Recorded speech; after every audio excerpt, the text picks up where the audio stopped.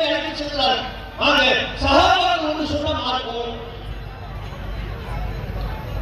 இதை நோக்கி கொண்டு செல்லும்.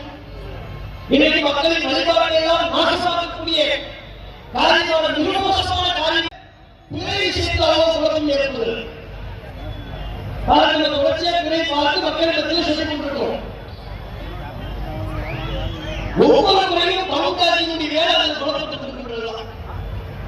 அதுக்கு முன்வரையும் எங்க இருப்பானே தெரியாது. அதுக்கப்புறம் அவரை பத்தி நம்ம பார்க்கல.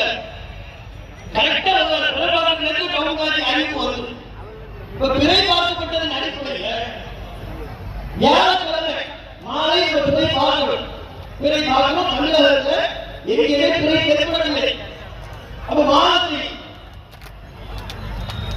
ரஜத் மாதத்தில்